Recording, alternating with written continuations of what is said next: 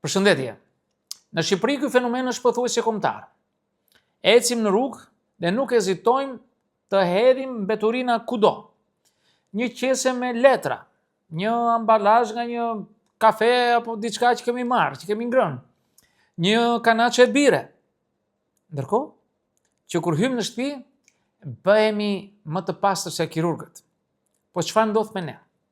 Pse jashtë dukemi sikur kemi lindur për të hedhur plera, ndërsa brenda shtëpisë nuk guxojmë të vendosim qesën e plerave pranë tavolinës. E para është rruga, një lloj zonë neutrale. Shtëpia jon është një fortezë e sigurt. Çdo gjë ka vendin e vet. Gjithçka mund të pastrohet dhe nuk rrezikohemi nga pluri që fluturon ose qeset që grumbullohen. Po rruga, aty është një histori tjetër. Aty nuk na sheh njeri. Nuk ka as kamera, nuk na bën gjyq askush. Kur hedhim mbeturina jashtë, ndjemi edhe një farë lirie që nuk kemi për brenda më zemrajme. Ne këtu themi, kjo nuk është e imja, nuk kam asnjë përgjegjësi. Kjo ndjenjë e lirive të jashtme është gjithashtu një lloj gëzimi i vogël i brendshëm, po bëj ç'të dua pa pasur faj. Kjo është psikologjikisht e thjeshtë. Quhet efekti i shpërndarjes së përgjegjësisë. Sa më e madhe dhe e panjohur të jetë turma, që ndan një hapësirë, aq më pak ndihem përgjegjës për veprimet që bëj. Në Shqipëri, ky efekt duket se është e turpshme ta themi, por është integruar në ADN-n tonë rrugore. E dyta është shikimi i tjetrit dhe normalizimi i papastërtisë. Një tjetër arsye është ajo që psikologët e quajnë normalizim social. Nëse rruga është e mbushur me plera, mendja jon thot, pse të jem unë i pari që të respektoj pastërtinë? Po të tjerët pse nuk e bëjnë? Kjo ndodh shpesh edhe në tregje, autobus, trotuare, shihni aty kuti, qeset e hedhura, edhe menjëherë truri thot, është normale kjo. E tërë Shqipëria e bën, bëj edhe ti tash.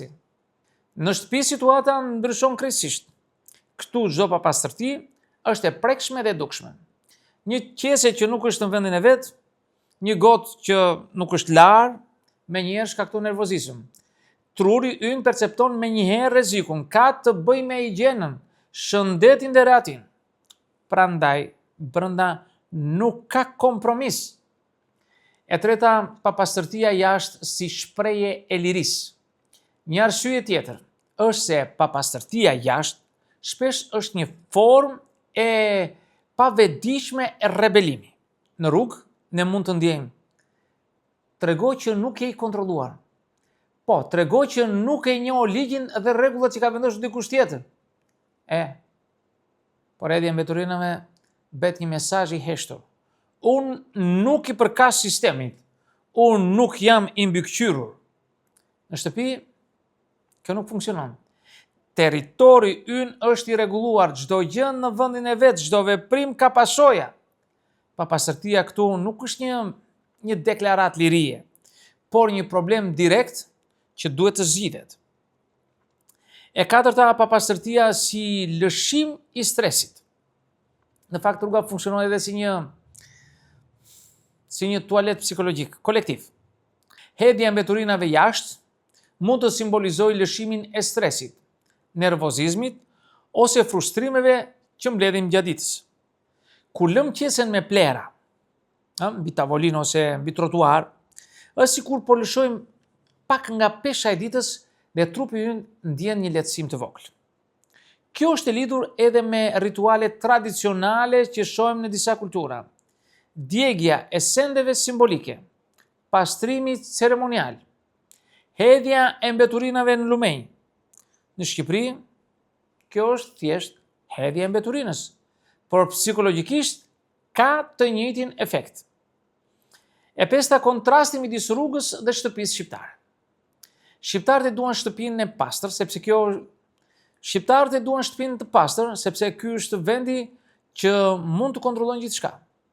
Rruga është e panjohur, e mbushur me njerëz të tjerë, ku gjithçka është e përbashkët dhe pa qëndrueshme. Ky kontrast është një karakteristikë që shfaqet çdo ditë. Ecin në rrugë si të gjithë, por kur hym në shtëpi, bëhemi detektiv të pastërtisë. Kontrollojmë çdo qoshe, çdo tryezë, çdo çarçaf. E gjashta është shkolla, kultura dhe mungesa e strukturave. Nuk mund të harrojmë faktorët kulturor dhe edukativ. Në shumë qytete shqiptare nuk mjaftojnë kazanët e plerave, kontejnerat, themi. Nuk ka mbikëqyrje. Dhe ndëshkimet janë të pakta ose të çrregullta. Kur shoqëria nuk e penalizon sjelljen e keqe. Njeriu mëson të normalizohet me atë. Në shtëpi nuk ka probleme të tilla. Mund të vendosim rregulla, mund të pastrojmë çdo gjë, mund të vendosim standarde kur nuk prek askush dhe kjo bëhet rregull. E shtata, privatësia dhe përgjegjësia. Një tjetër element është privatësia. Në shtëpi, çdo veprim ka ndikim të drejtpërdrejtë. Qeset e plerave, që lihen jashtë tavolinës, ose një gotë e palar na dëmton neve menjëherë. Në rrugë veprimet tona janë anonime, nuk ka gjykim të menjëhershëm, prandaj dhe pasiguria dhe ndërgjegjësimi zvoglohet. Ky është një tipar universal njerëzor, por në Shqipëri duket më i theksuar për shkak të normave shoqërore që shpesh nuk funksionojnë. E teta, si të ndryshojmë këtë fenomen? Studimet psikologjike tregojnë se ndërgjegjësimi dhe incentivimi funksionojnë më mirë se sa moralizimi. Kur qytetarët ndihen pjesë e komunitetit dhe vlerësojnë pastërtinë, sjelljet ndryshojnë. Shkollat, mediat dhe ato kampanja sociale mund të rrisin ndërgjegjësimin, por gjithashtu duhet të ketë strukturë dhe penalizimin real. Faktikisht qeveria ka marrë sa masa tani në të shkruar në vendin tonë, por të shikojmë se si do të vëmë më pas. Pra, pa këto, rruga mbetet gjithmonë e mbushur me mbeturina dhe pse shtëpia jon është e pastër. E nënta, reflektimi për ne shqiptarët. Në fund, ky fenomen nuk është thjesht një problem urban. Është pasqyrë e psikologjisë sonë, e edukimit dhe kulturës. Ajo tregon kontrastin midis lirisë dhe kontrollit, midis privatësisë dhe publikes, mes ankthit dhe nevojës për të lëshuar tension. Shqiptarët janë mjeshtra të pastërtisë brenda mureve të tyre dhe mjeshtra të papastërtisë jashtë tyre. Ky kontrast është një pasqyrë e vogël e natyrës njerëzore, por dhe një pasqyrë e shoqërisë shqiptare, ku rregullat funksionojnë më mirë brenda se jashtë, dhe kur përgjegjësia individuale shpesh ndalon kur përfshihet komuniteti. Të jesh i pastër në shtëpi është një gjë, por të jesh i përgjegjshëm jashtë është një tjetër gjë.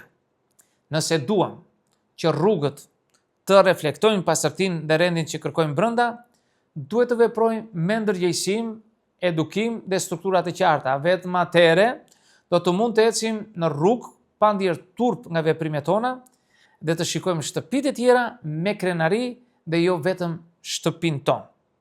Në Shqipëri ky fenomen është më shumë se një zakon. Është një pasqyrë e kulturës, psikologjisë dhe shoqërisë sonë. Dhe ndërkohë që ecim në ato ditë të zakonshme, mund të bëjmë një hap të vogël për ta ndryshuar atë. Të fillojmë nga vetja, të kujdesemi për rrugicën tonë, përpara derës sonë, dhe të jemi pak më pak të pisët jashtë dhe ta mbajmë ashtu, siç jemi brenda vetes, brenda shtëpisë. Miq, këtë do të thosha në këtë video, ju falenderoj për vëmendjen.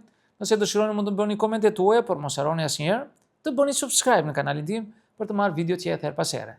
Dhe në videon tjetër, miru takofshi.